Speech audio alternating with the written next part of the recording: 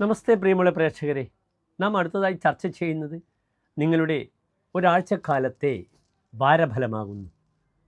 ഈ വാരഫലത്തിൽ നാം ചിന്തിക്കുന്ന ദിനങ്ങൾ 2025 മെയ് 24 മുതൽ മെയ് 31 വരെയുള്ള 7 ദിവസങ്ങളാകുന്നു.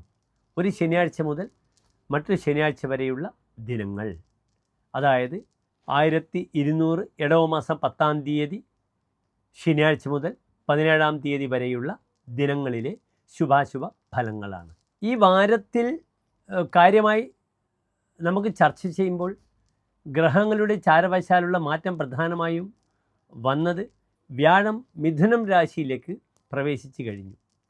രാഹു അപ്രകാരം തന്നെ എവിടത്തേക്ക് വന്നു? 11-ാം ഭാവത്തിലേക്ക് വന്നു. ഇത് പ്രധാനപ്പെട്ട മാറ്റങ്ങളാകുന്നു. രാഹു 11-ാം ഭാവത്തിൽ വരുമ്പോൾ രാഹുവിൻ്റെ പുച്ഛമായ വാലായ കേതു ചിങ്ങത്തിലേക്കും പ്രവേശിച്ച് കഴിഞ്ഞു.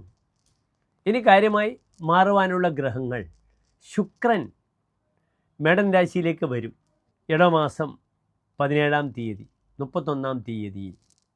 അതിനു പുറമെ ജൂൺ ആദ്യവാരം ചൊവ്വ തൻ്റെ നീചസ്ഥിതി കഴിഞ്ഞ് ചിങ്ങൻ രാശിയിലേക്ക് പ്രവേശിക്കും. ഇപ്പോൾ ബുധനും ശക്തമായി ഇടവൻ രാശിയിലേക്ക് പ്രവേശിച്ചു കഴിഞ്ഞു.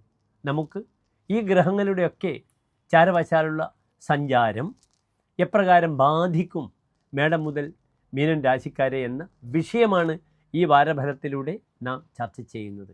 പ്രിയമുള്ള പ്രേക്ഷകരെ, അടുത്തതായി നാം ചർച്ച ചെയ്യുന്നു കുംഭൻ രാശിക്കാരുടെ ഒരു വാരത്തെ ശുഭാശുഭ ഫലങ്ങൾ.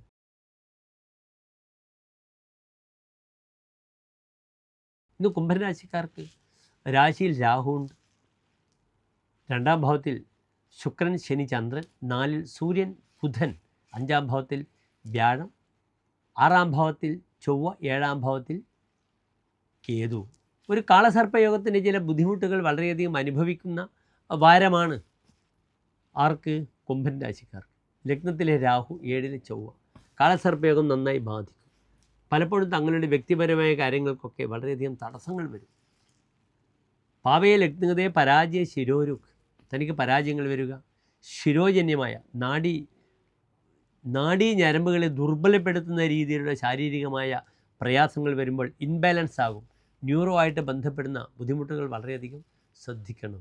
ദുഃഖദുഷ്കീർത്തിയ, അനാവശ്യമായ പേരുദോഷം വരും, ദുഃഖിക്കേണ്ടി വരും.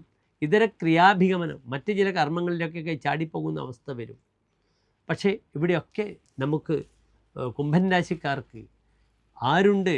വളരെ ശക്തമായി 5-ാം ഭാവത്തിൽ വ്യാഴം, ഭൂമി, പൂർവികമായ പൈതൃകം, പാരമ്പര്യം, ഇതൊക്കെ ചിന്തിക്കേണ്ടുന്ന ശുക്രൻ ഉച്ചസ്ഥനായി ഇപ്പോഴുമുണ്ട്.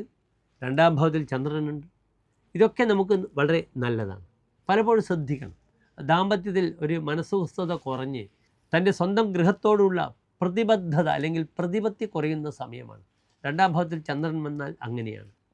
കുടുംബേ രതിർ ജായതേ തസ്യ തുച്ഛ, തൻ്റെ കുടുംബത്തിനോട് രതി കുറയും. വശം ദർശനയാതി ദേവാംഗനാഭി, ദേവസ്ത്രീ തൻ്റെ അടുത്ത് വരുമെന്നാണ്. അതിന് അടിവരയിട്ട് പറയും. 2-ാം ഭാവത്തിൽ ശുക്രനും കുടുംബസ്ഥാനത്ത് ശുക്രനും ചന്ദ്രനും ശനിയോടുകൂടി യോഗം ചെയ്യുന്നു. ഇപ്പോൾ പലപ്പോഴും സ്ത്രീ സൗഹൃദങ്ങൾ വരാം. അത് ദാമ്പത്യത്തിനെ ബാധിക്കാതെ നോക്കുക. സ്വതവേ കുടുംബത്തിൽ വളരെയധികം അസ്വസ്ഥതകൾ വരും. കാരണം 4-ാം ഭാവത്തിൽ സൂര്യനാണ്. തുരിയ ദിനേശാദി ശോഭാധികാര ജനസമ്രജേത് വിഗ്രഹം ബന്ധുതോപി, തൻ്റെ ശോഭ കാരണം ജനങ്ങളും തന്നോട് കലഹിക്കും, ബന്ധുക്കളും കലഹിക്കുമെന്നൊരു ഫലം പറഞ്ഞിട്ടുണ്ട്. അതിനാൽ ശത്രുദോഷം നന്നായി വരും. അവിടെ ശ്രദ്ധിക്കണം. പലപ്പോഴും എനിക്ക് പുതിയ അധികാരം വരുമ്പോൾ കർമ്മമേഖലയിൽ ശത്രുക്കൾ വരും. അവന് ഇപ്പോഴെന്താ കിട്ടിയത്? അപ്രകാരമായിരിക്കും തന്നോട് ജനങ്ങൾ കലഹിക്കുക. അത് അനർഹമായല്ല. തന്നെ കഠിനാധ്വാനം കാരണം തനിക്കൊരവസരം വരും. അപ്പോൾ ശത്രുക്കൾ തന്നെ ബുദ്ധിമുട്ടിപ്പിക്കും. കർമ്മപതിയായ തൊഴിലിനെ ചിന്തിക്കേണ്ടുന്ന ചൊവ്വ ബാധാസ്ഥാനത്ത് 6-ാം ഭാവത്തിൽ നിൽക്കുന്നു.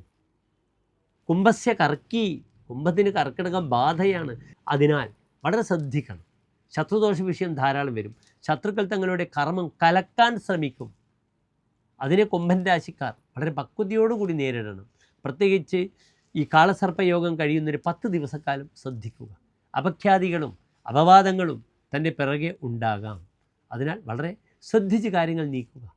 പഠിതാക്കൾക്ക് നല്ല സമയമാണ്. 5-ൽ വ്യാഴം നിൽക്കുന്നു. വിലാസയമതിർ ബുദ്ധികെ ദേവബുദ്ധിയെ ഭവേ ജൽപക കൽപകോ ലേഖകോവ. തനിക്ക് ധാരാളം എഴുതുവാനും സംസാരിക്കുവാനും കമൻറ്റ് ചെയ്യുവാനുമുള്ള ആ കമാൻഡിങ് പവർ അത് വളരെ കൂടും കുംഭൻ രാശിക്കാർ. അതിനാൽ അതൊക്കെ നന്നായി ശ്രമിക്കുക. ഒരു ഭാഗത്തുള്ള ശത്രുദോഷം വരട്ടെ, അതിന് പരിഹാരമായി ചൊവ്വാഴ്ച രക്തപുഷ്പാഞ്ജലി, ശത്രു സംഹാര കുരുതി പുഷ്പാഞ്ജലി ചെയ്യുക, ശത്രു മുട്ടി ചെയ്യുക. ഇതൊക്കെ വളരെയധികം തനിക്ക് ഗുണം വരും. ഏറ്റവും ശാരീരികമായി ശ്രദ്ധിക്കണം.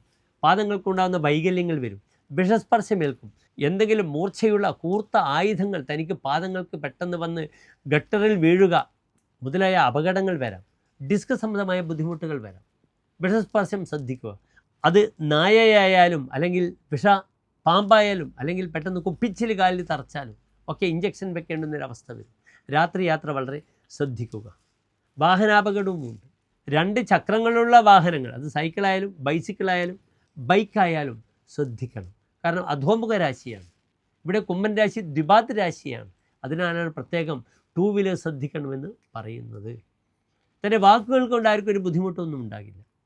അപ്പോൾ പലപ്പോഴും ഞാൻ സൂചിപ്പിച്ചു, ശ്രദ്ധിക്കേണ്ടത് ഫാമിലി ലൈഫിൽ ബുദ്ധിമുട്ടുണ്ടാകാതെ നോക്കണം. ആരെങ്കിലും തനിക്കെതിരെ തൻ്റെ ഭാര്യയോടൊക്കെ പോയി കുശുമ്പൊക്കെ പറയുക, അവിടെ കണ്ടിട്ടുണ്ട് അദ്ദേഹത്തിൻ്റെ മറ്റൊരാളും കൂടിയുണ്ട്. ഈ രീതിയിലുള്ള അപഖ്യാതികൾ പറഞ്ഞു വരുത്താൻ ധാരാളം സാധ്യതകൾ ഈ വർഷക്കാലം അടുപ്പിച്ചുണ്ട്. അതിനാൽ ആരെങ്കിലും തെറ്റിദ്ധരിപ്പിക്കുക തൻ്റെ ഫാമിലിയെ, ഇപ്രകാരമുള്ള ബുദ്ധിമുട്ടുകളൊക്കെ വളരെ ശ്രദ്ധിക്കുക. കുംഭൻ രാശിക്കാർ പലപ്പോഴും നിഗൂഢമായി കാര്യങ്ങൾ സൂക്ഷിക്കുന്നവരാണ്. ഓപ്പൺ മൈൻഡ് അല്ല. അത് പലപ്പോഴും ദാമ്പത്യത്തിലും വ്യക്തിപരമായ വിഷയങ്ങളിലൊക്കെ ക്ലേശങ്ങളുണ്ടാകാം. ഇതൊക്കെ ശ്രദ്ധിച്ച് നീങ്ങിയാൽ വളരെ നല്ല ഫലമാണ്. കുംഭൻ രാശിക്കാർക്ക് രാഹു രാജയോഗം കൊടുക്കുമെന്ന് ഞാൻ പലപ്പോഴും പറഞ്ഞിട്ടുണ്ട്. പക്ഷേ 10 ദിവസക്കാലം ശ്രദ്ധിക്കുക. കാളസർപ്പ യോഗം മാറുമ്പോൾ ജൂൺ 1-ാം വാരം കഴിയുമ്പോൾ ചൊവ്വ 7-ാം ഭാവത്തിലേക്ക് വരുമ്പോൾ കാളസർപ്പ യോഗത്തിൻ്റെ പ്രസക്തി ഇല്ലാത്തൊരവസ്ഥ വരും. അതുവരെ ഒന്ന് ശ്രദ്ധിക്കുക. എല്ലാ പ്രിയപ്പെട്ട കുംഭൻ രാശിക്കാർ ഒരു ശോഭനമായ നല്ലൊരു വാരത്തെ ആഗ്രഹിക്കുന്നു, നല്ലൊരു വാരത്തെ പ്രാർത്ഥിക്കുന്നു. അതിനിടയിൽ കുംഭൻ രാശിയിൽ വരുന്ന നക്ഷത്രങ്ങൾ എന്തൊക്കെയെന്ന് നാം സംസാരിച്ചില്ല. അവിടെ നക്ഷത്രത്തിൻ്റെ അവസാനത്തെ 30 നാഴിക, ചതയം പൊരുരുട്ടാഴി നക്ഷത്രത്തിൻ്റെ ആദ്യത്തെ 45 നാഴിക വരുന്ന 2.25 നക്ഷത്ര സമൂഹമാകുന്നു കുംഭൻ രാശി. എല്ലാ കുംഭൻ രാശിക്കാർക്കും ആയുരാരോഗ്യ സൗഖ്യം നേരുന്നു. നമസ്കാരം.